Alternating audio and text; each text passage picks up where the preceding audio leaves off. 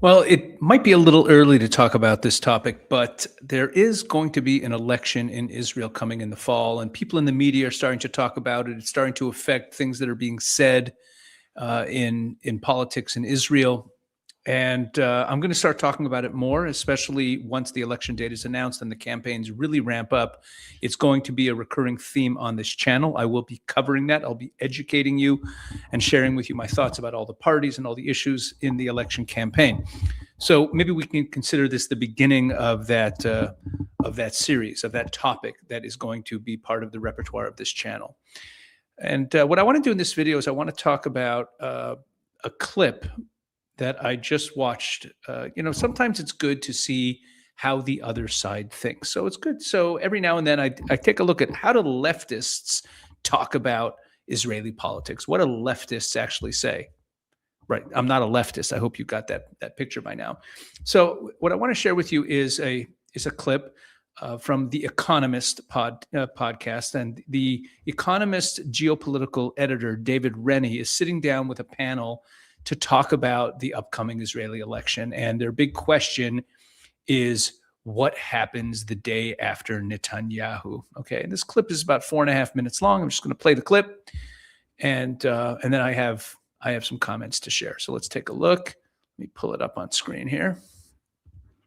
Let's see, where are we? Here we go. And play. Anshul, that miserable thing to do to a correspondent on the spot. Going to ask you to talk about the upcoming election. And it's even worse, it's an Israeli election, and no one can ever predict an Israeli election, even like the day of. But, it's coming in maybe in October.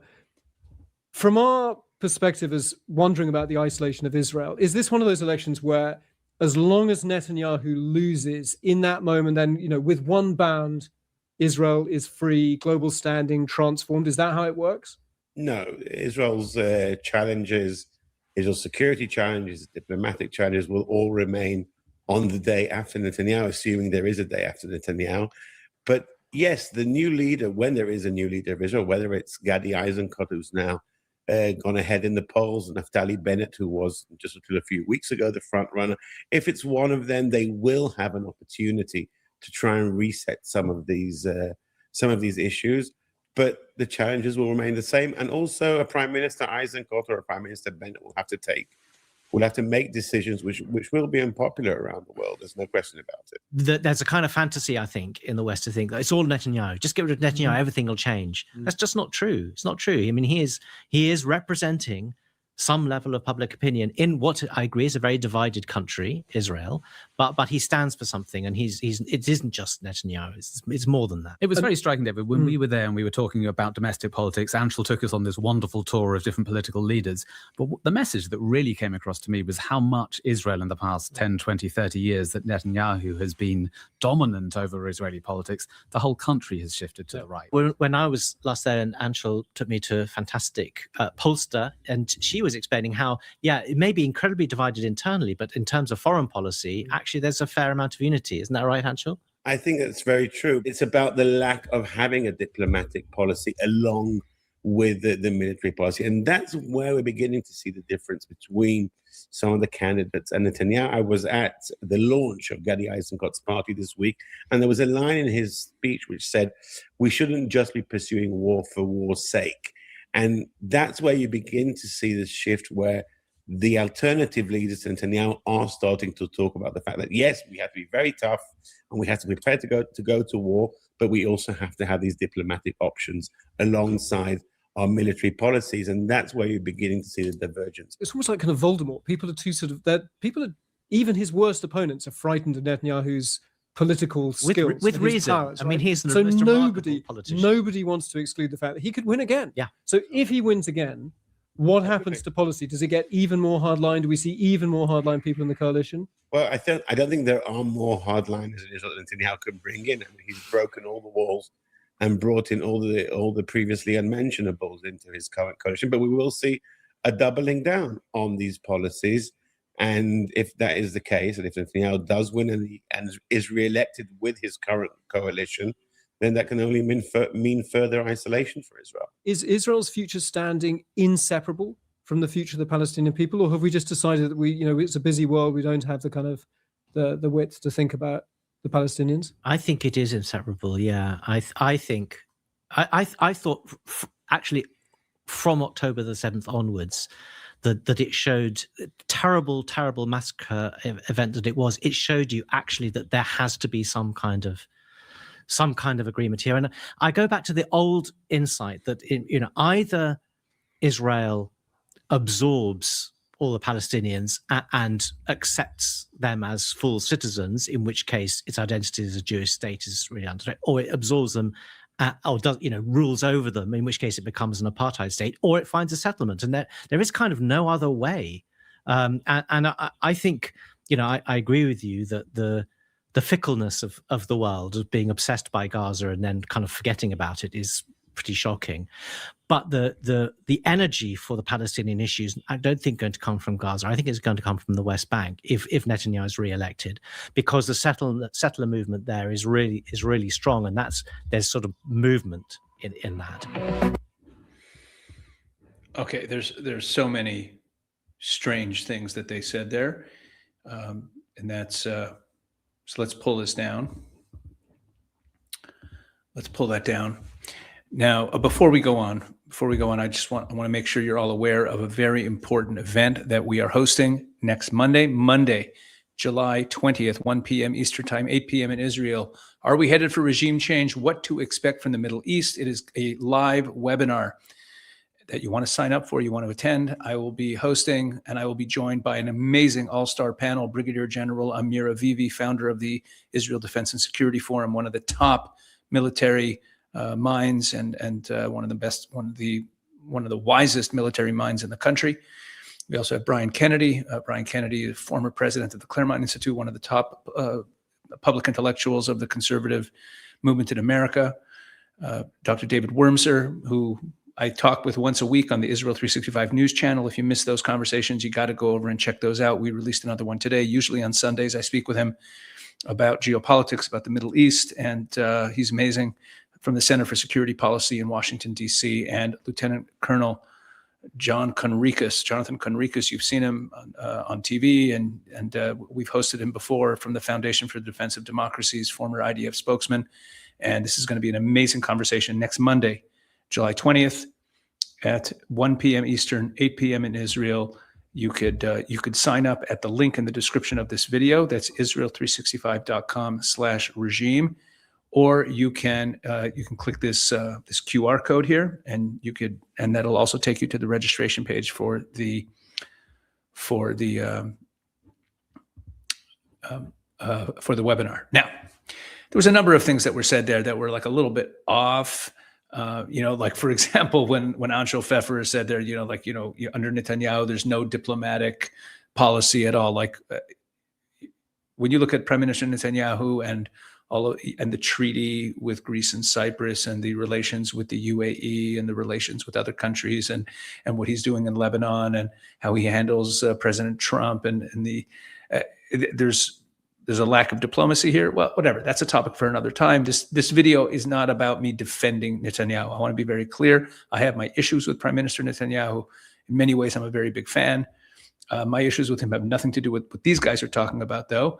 And I want to get into what things that they said as a window into educating you, beginning this lengthy series over the next number of months until the election and beyond, to teach you about the Israeli political landscape. Because seeing how they see it and pointing out all the things that are wrong is, I think, a really good way to do that. So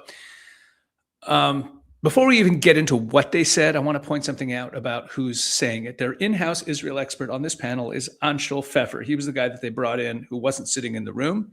He's a columnist for Haaretz. Now, outside of Israel, Haaretz has the reputation as Israel's paper of record, the serious, sober mainstream voice. But inside Israel, it's a running joke. It has something like 5% of the domestic subscription market. I actually checked. Its own admirers, and I'm talking about people like David Remnick at the New Yorker, describe it approvingly as easily the most liberal newspaper in Israel. So when the Economist wants the Israel expert, they reach for the guy whose actual readership in Israel is minuscule, and whose outsized influence is entirely with foreign embassies, diaspora Jews, and the international mainstream left-leaning press. So it has this, outside of Israel, it has this sense of authority about it. Inside Israel, no one takes this newspaper seriously. So they're picking an analyst who's most likely to tell them what they want to hear. And of course, and you saw from the opening question in the clip where David Rennie's like, well, if you get rid of Netanyahu, does suddenly everything get better for Israel? Okay. The headline claim from this segment that I want to take apart is that idea. The idea that if Netanyahu loses, there's this reset in Israel, like global standing could be transformed. Anshel Pfeffer actually pushed back on that a little bit in the clip, and he said that the challenges still remain. It's not just Netanyahu. Good, that's accurate. But then the panel goes somewhere that I think is much more revealing and much more wrong. So one of them said something, one of the editors, the other two guys sitting on the left were both, as you saw their names, they're both editors at The Economist. And one of them said that it's striking how much the whole country has shifted to the right under Netanyahu. Right now, he's implying some sort of causation there, like Netanyahu is the one who has pulled Israel to the right. But that's exactly backwards. Go look at the people who study Israeli public opinion for a living. Even Haaretz's own polling analysts have made this point, that the shift to the right in Israel has nothing to do with any personality. Okay? In fact, Netanyahu himself has shifted to the right, as it were. His own policies have. But it has to do with events. It has to do with realities. The second intifada in the early 2000s, when the peace camp assumptions of the Oslo years got blown up literally on buses in Jerusalem and Tel Aviv. Then in 2005, Israel pulls out everyone, every resident and every soldier out of Gaza unilaterally as a good faith gesture to give autonomy to the Palestinians there. And what do we get in return? We got rockets and a Hamas takeover. And then October 7th, Netanyahu was not behind any of that. Netanyahu is the guy who has been positioned for 2 decades to benefit from a country that keeps shifting to the right because it keeps getting proof that the left's assumptions about land for peace and diplomacy, they're talking about, we need better diplomacy, not just war. Yeah, the kind of diplomacy that led to all of these peace efforts literally blowing up in our faces, and the population coming to the conclusion that the left-wing approach to these issues does not work. And that's why the Labour Party has shrunk down to a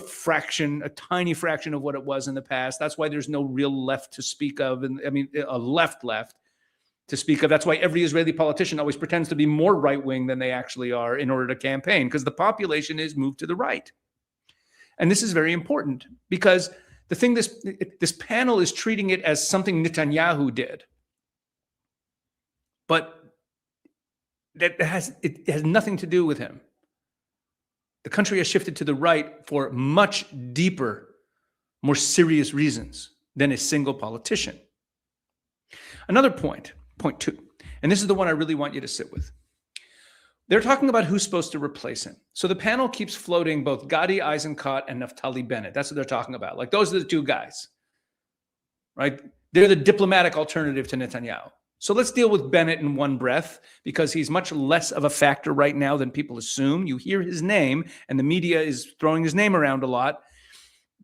Bennett is the most reliable chameleon in Israeli politics. He built his first political career running the Yesha Council. Okay, that's the Judea-Samaria settler movement's own political arm. Okay, and he campaigned in 2013 on annexing 60% of Judea and Samaria, known as the West Bank. Then in 2021, he ran a party called Yamina, and he told his voters flatly on camera that he would never sit with Mansour Abbas's Arab party. Mansour Abbas is like a Muslim Brotherhood type guy, and that he would never make Yair Lapid prime minister. He then did both of those things, becoming the first Israeli prime minister to govern with the formal backing of an independent Arab party, a total betrayal of his own voters, which is exactly how they saw it.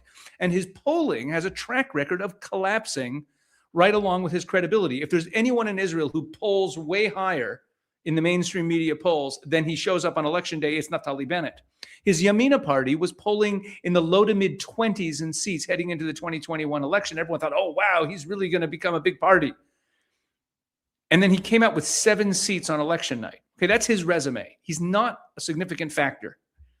Even Pfeffer in this very clip has to admit that Bennett was the front runner just a few weeks ago, and he's been passed in the polls. And the campaign has barely even begun.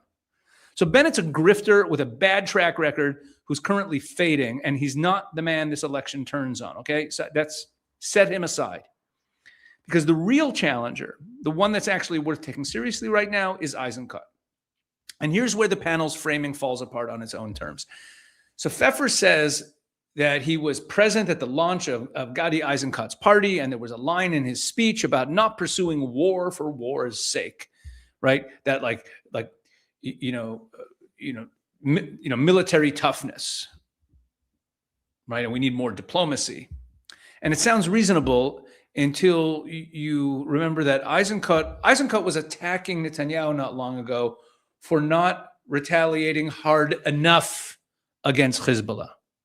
Okay, he's also associated with what's called the Dachia doctrine, right? That Israel has to respond with deliberately overwhelming force against the infrastructure of the terrorists who attack us. Okay, so Eisenkot is a leftist on a lot of things, but I don't know what these guys are picturing will be the new policy. And they even said there's a pretty broad consensus in Israel about how we have to deal with our enemies.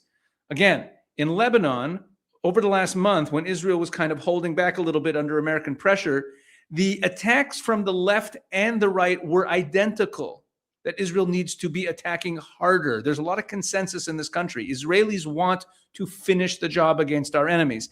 And you're going to see in this campaign, everyone on both sides is going to be campaigning on with that messaging. No one is going to be campaigning on a messaging of negotiation with Palestinian leadership of two-state solution. No one will be. Everyone's going to stay away from that because that's not where the population is. Anyway, so they're holding up Eisenkot as the diplomatically minded alternative to Netanyahu, which is ridiculous. I mean, you listen to Eisenkot speak, you can't even imagine him engaging in diplomacy. Okay, here's the point. Even in the rosiest scenario for the opposition, and yes, the current polling does, a lot of the current polling, there's a big difference. We'll get to polling a little bit later in this video. We're going to get to the issue with Israeli polling, but let's just go with it. The current mainstream media polling does show Netanyahu's coalition trailing. But here's the thing that people outside of Israel don't quite get, especially Americans, because Americans tend to think like, there's Republicans, Democrats, Netanyahu's government is right-wing, so the opposition must be left-wing, right? Here's the issue. The alternative to a Netanyahu-led right-wing government is not a left-wing government. It's not Labor or Meretz, which doesn't even exist anymore. It's Netanyahu potentially getting replaced by a rival Zionist right or security hawk bloc, maybe with some left-leaning parties in it. It's the only thing that could happen. Maybe. So these commentators are selling you a fantasy where getting rid of Netanyahu means Israel turns to the liberal left. But it doesn't, because there is no liberal left in Israel big enough to form a coalition around. And there's a wrinkle here that the panel completely skates past, which is what I just said. Opposition, when we're talking about Israel, and we're talking about the coalition versus opposition in Israel, opposition does not equal left wing. It does not equal left of the coalition, even though the coalition is a right-wing coalition. Let me explain. Right now, Avigdor Lieberman's Yisrael Beitenu party has been in the opposition for years, and they're a pretty strong party. He broke with Prime Minister Netanyahu back in 2019 over the draft law because he's opposed to allowing exemptions for Haredi, ultra-Orthodox people who are sitting and studying all the time and don't want to serve in the army. Okay, and that's an issue. We will get into that. I'll be making some videos. We're going to talk about that issue. And I have very strong opinions about it. But, so Lieberman has his reasons why he broke with Netanyahu. He also was his first chief of staff when Netanyahu was first prime minister. They had some falling out. There's personal issues there. But Lieberman is not left-wing by any stretch of the imagination. He's secular, so he's opposed to the ultra-Orthodox on certain religious issues and other things. but he is a hawk on defense and security. He is quite right-wing. So he's actually on how to deal with the Arabs and our enemies. He's actually to the right of Likud. His fight with Netanyahu has always been about again, ultra-Orthodox draft exemptions, religious coercion. It's not about how to deal with Arabs. It's not about how to deal with the settlements.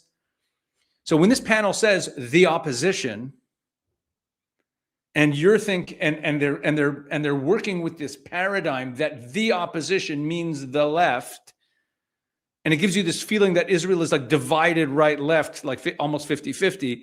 It's because they're lumping in Lieberman with people like Yair Lapid and calling the whole bundle, the opposition, this diplomatic reset.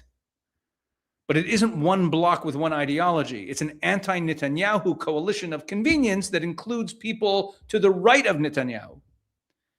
And that makes the Israel might go left framing even weaker than what I already laid out, because it actually lines up with something that academic polling researchers already found. The real fault line in Israeli politics for years hasn't been left versus right. It's been pro-Netanyahu versus anti-Netanyahu. And those two groups do not necessarily overlap the way outsiders think they do. That's a key to understanding the current Israeli political landscape. There are a lot of opposition to Netanyahu people in this country who are not left-wing. Okay, that's a fact you can check. The last time Israel had an actual left-wing government led by an actual left-wing party was Ehud Barak leading Labor in 1999 to 2001. Hello, that is a quarter of a century ago. Everything since then that has been called a change government, whether it's Ariel Sharon's Kadima or the Bennett-Lapid coalition in 2021, was centrist or right-wing led in terms of the voting bloc, in terms of who the parties really were. With the actual left, Labor and Meretz, sitting in the back seat if they're part of the coalition at all. Israel has not moved back in that direction. Israel has not moved closer to the left. It hasn't shifted back in its political views. It's moved further away from it, especially since October 7th, where polling shows this surge in religious observance among young Israelis and this spiritual renewal that's taking place among many people in the country, which also is consistent with moving to the right politically here. Now, for those of you who watched that little panel and thought, well, the polls say Netanyahu is losing, so maybe this time is different. Okay, we're going to talk about Israeli polling, because there's some big issues here. And there's a pattern here that the commentators either don't know about, it could be that those Economist editors don't know about it, but Anshel Pfeffer for sure knows about it. And here's the pattern. Go back to 2015, so more than 10 years ago. Isaac Herzog, the current president, was the leader of what was called at the time the Zionist Union, which was basically the Labor Party bloc. And so he was the big hope then to unseat Netanyahu and be prime minister. And the final polls before the pre-election blackout had him ahead. There's always a pre-election blackout on polls, and the day before. The final polls had him ahead of Likud, projected at 24 to 26 seats, and Likud down at 21 to 23. Along comes election night. Herzog gets the bottom end of what the polls said, 24 seats, and Likud comes in at 30. A 6 to 7 seat miss. Okay, that's not a small miss. And it wasn't because Herzog underperformed. It's because the polls completely missed a last-minute consolidation on the right. Maybe last minute according to the pollsters. Same story in 2020. Final polls had Likud at 30 to 35, roughly tied. Netanyahu tied with Gantz. Likud comes in at 36, ahead of Gantz less. Same story going into 2022. In 2022, nearly every poll had Netanyahu's bloc, because everyone knew who would be in the coalition. Netanyahu, because everyone else was running on anti-Netanyahu.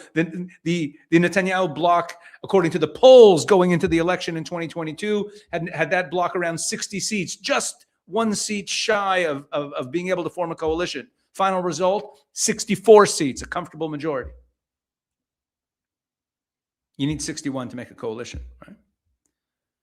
But it's always in the same direction. Now, there's an actual academic study on this. This guy, Nadav Gabbai did he got his PhD from UC San Diego. He also did postdoc work at Hebrew University. He's a real academic. And he wrote in Israel Affairs in 2022, he did a study of Israeli polling. And I want to be precise about what it actually shows, because I don't want to overclaim this. Gabbai's study does not show that Israeli polls are like mystically cursed or intentionally biased to always undercount the right in general. That's not what he's not making a claim about motive. But what the study found, and he studied 97 polls, all from the 2019-2020 election cycle. Here's what he found. Polls commissioned by anti-Netanyahu media outlets underestimated the pro-Netanyahu bloc by about 1.5 to 2 seats on average. A real, measurable, statistically significant, consistent bias. 1.5 to 2 seats on average across 97 polls. Polls from pro-Netanyahu outlets, by contrast, showed no bias in the other direction. In other words, it's not that polling in Israel is hard. It's that who's paying for the poll shapes what the poll says. Through the weighting decisions, the undecided voter allocation, all the modeling choices that happen after the raw numbers come in before you see a headline. And Gabbai's own conclusion, his policy recommendation at the end of this paper, is that Israeli pollsters should be required to do something like show transparency, to publish the crosstabs, the weighting methodology, who's commissioning the poll. Right now, none of that is required. None of it gets published. That's not my talking point. That's a finding of a peer-reviewed study. And let me tell you a personal anecdote. About a year and a half, 2 years ago, there was some poll that was published that I found very interesting. I don't even remember what it was about right now. I think it had to do with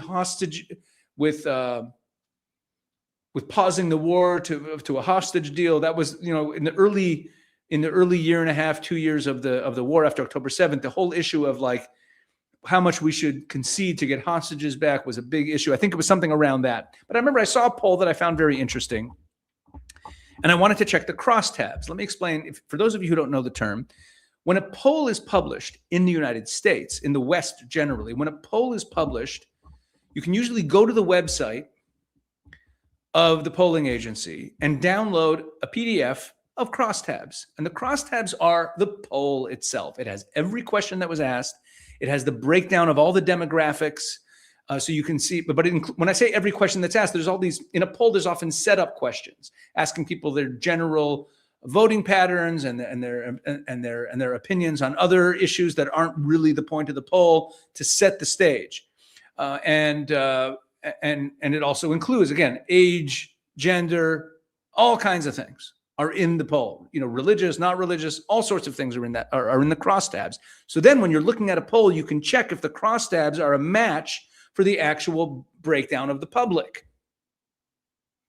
That's how you can know what a poll really, you can identify inefficiencies, and you can also see how accurate it is, right? So if you have a poll that is just leaving out a whole segment of the population, or the percentage of old people is higher or lower than they actually are in the population, for example, you can make those adjustments by looking at the crosstabs, or you can see that there's something wrong with the poll. In Israel, pollsters do not publish crosstabs. So I remember I saw this poll that was very interesting. I wanted to see the crosstabs. I went to the website, no crosstabs. I called up the polling company. I got someone on the phone, and I said, I write columns for the Jerusalem Post, and I wanted to write about this issue. I wanted to quote the poll, but I didn't want to quote it without seeing the crosstabs first. Can I see the crosstabs? They said, no. There's no such thing. We don't publish that. We don't share our, the polling data. And anyone if you know anything about polls, you know that if you don't see the crosstabs, you don't actually know what the poll was measuring. I saw a poll a couple of weeks ago in Yediot Ahronot, which is a left-leaning mainstream media paper in Israel. I read it every weekend. that's my one day of the week that I want to see, that I read left-wing newspaper, see what they're saying. And there was some poll in there, and I'm like, wow. And the poll just didn't sit right with me.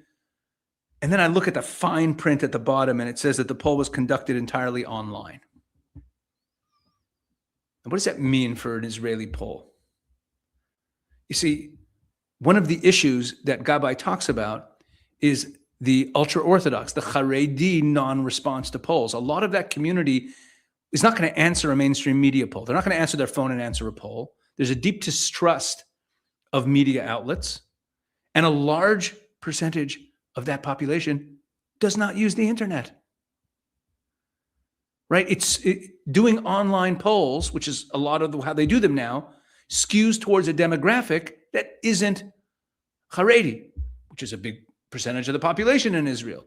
You can add in a fair percentage of the religious Zionist community who are also don't really have much, or less online than the general population.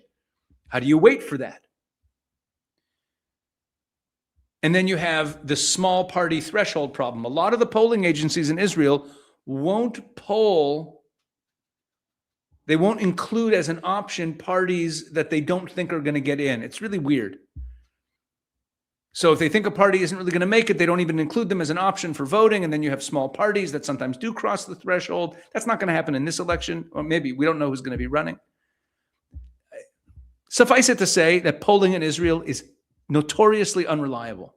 And as Nadav Gabay showed in his study, it always seems to skew in the same direction. So when these commentators go on The Economist and say the polls show Netanyahu behind, they're ignoring a documented pattern of exactly this same situation in election after election, and they're doing it while relying on a columnist from Haaretz, the one Israeli paper with the least connection to how actual Israeli voters think. To be fair, and I want to be fair here, the gap in the current polling, according to the mainstream media polling, which is like 8 to 10 seats for the coalition blocks, is bigger than the roughly 2-seat bias that Gabay documented, right? A polling correction of the size we've seen historically probably isn't enough on its own to erase a gap that size, if that gap is real. I don't know. I'm not telling you Netanyahu is a lock to win the election. That is not the point of this video. What I'm telling you is that this election on the current numbers is not shaping up as remotely close to a left-wing government, because there isn't a left-wing option on the ballot large enough to form one. Right? They wouldn't be able to form a government without Lieberman, who's very to the right, which means that I don't even know what that looks like. Anyone telling your audience or you that Netanyahu can lose, and that means Israel could go to the left. And I say this also to the right-wing politicians who are fear-mongering that there's going to be a left-wing government. There's going to be a left-wing government. There could be a government that is foolish, but no one's instituting left-wing policies that are soft on our enemies. The people won't stand for it. Anyway, that's what I wanted to share with you. I hope you found this helpful and interesting, and we will do more of this in the coming days and months ahead. And please make sure to sign up for that webinar. You'll find the link in the description of this video, and please subscribe, like, comment, all that great stuff. God bless.